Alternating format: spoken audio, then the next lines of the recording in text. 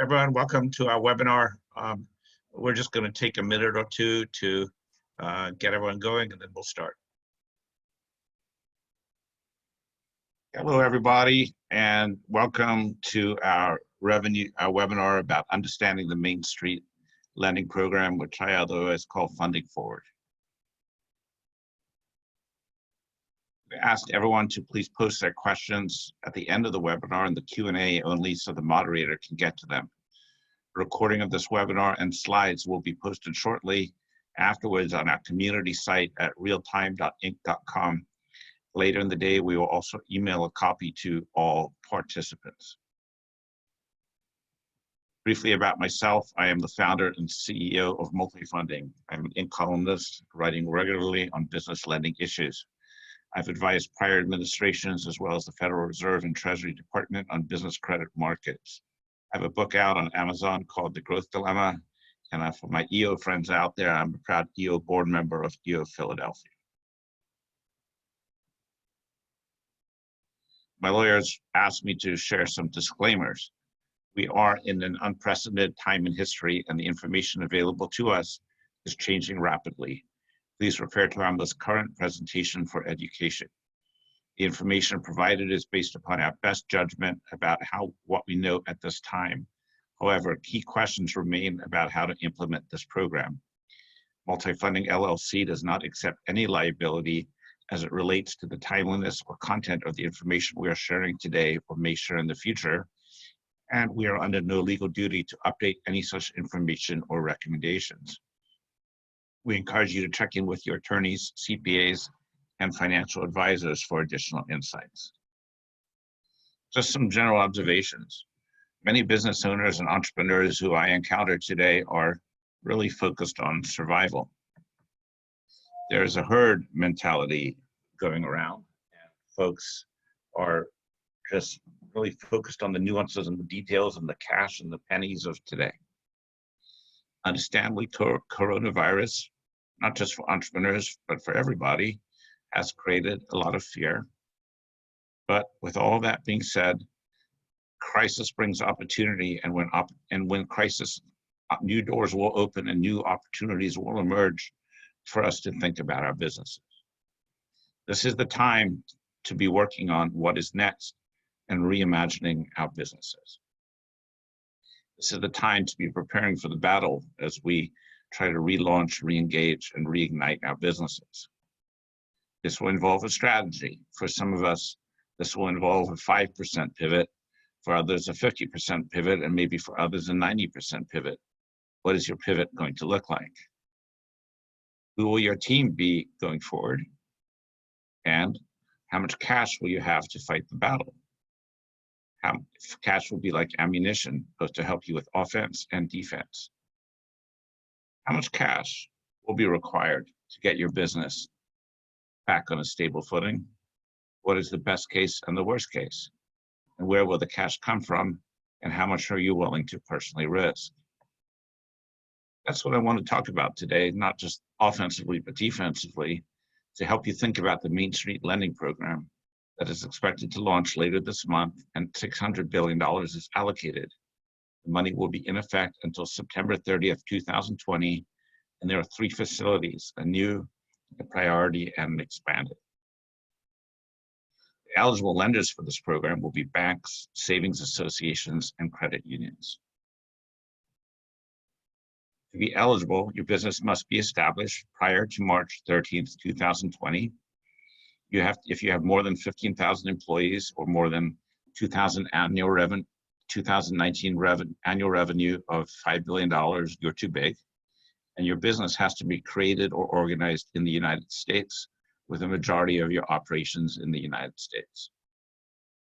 Your business has to be structured as a partnership, an LLC, a corporation, an association, a trust, a cooperative, a joint venture with no more than 49% participation by foreign business entities, or a tribal business concern. Ineligible borrowers include developers and landlords, and some specific other industries. The rules you have to, when you count up your revenue, your employees, your debt, or your EBITDA, It is tied to all of your affiliated companies, and we assume that EBITDA and debt is rolled up for affiliated companies as well.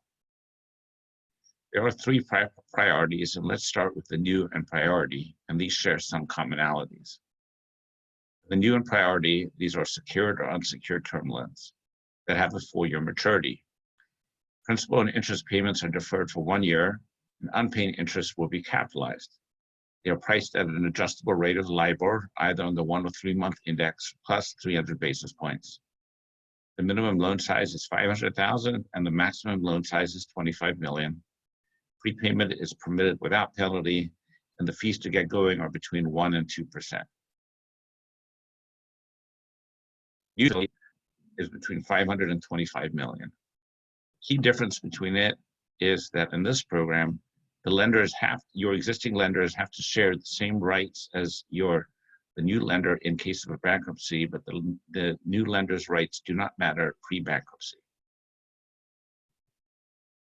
You will repay the loans there's no payments for the first year one, or the interest accrues. In year two, you pay interest only, then you pay a third at the end of year two, then you repeat that pattern for year 3 and year 4.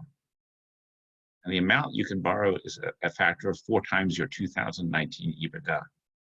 So to take an example, the third row of this company, a company with 2019 EBITDA of $500,000, the maximum amount they could borrow would be $2 million. And if they have existing debt of $1.5 million, their potential new money loan is $500,000.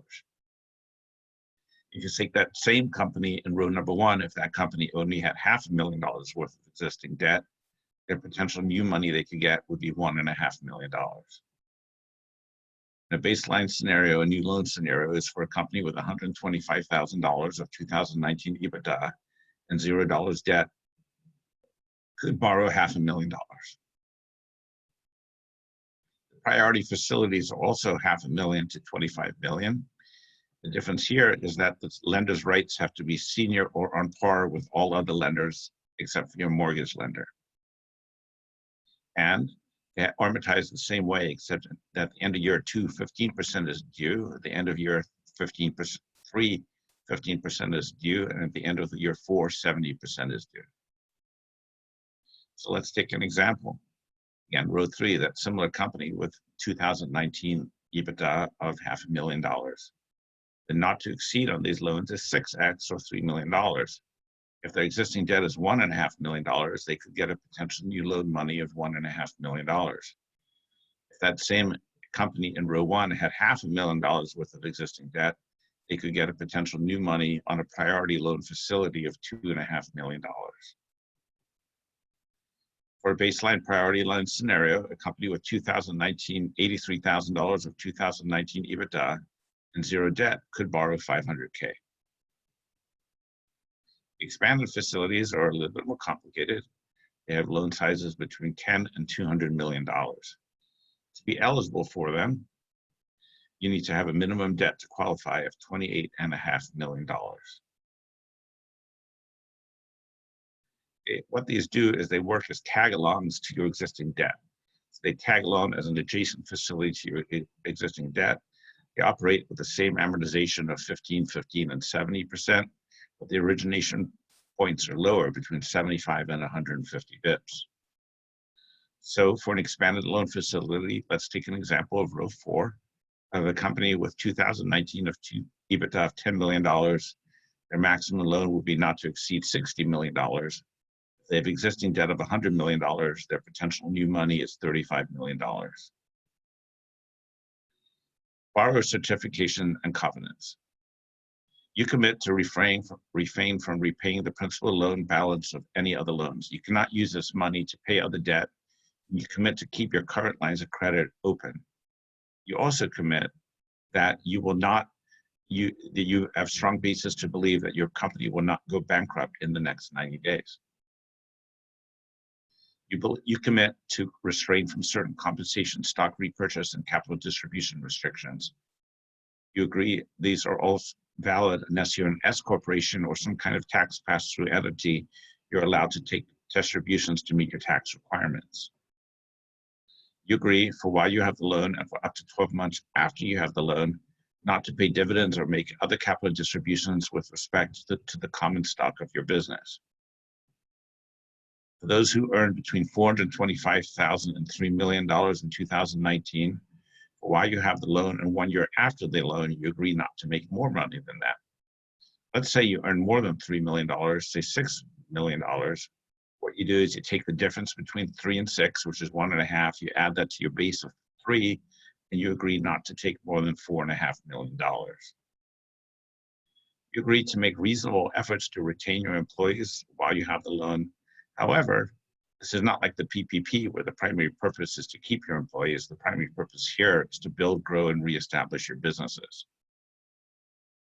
Your EBITDA will be calculated the same way if you're working with a lender you've worked with previously, it will be calculated the same way the lender has done your EBITDA historically. And if you have not worked with them before, it will be the same way they have historically looked at EBITDA for similar companies like yours.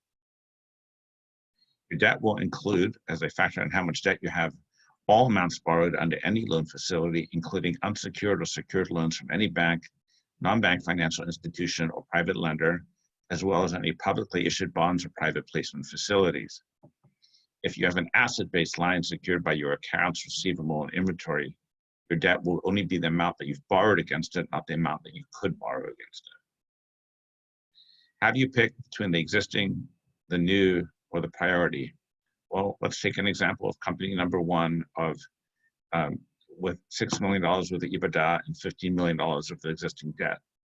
Under the $9 million, the new facility, they could get $9 million. Under the priority facility, they could get $21 million.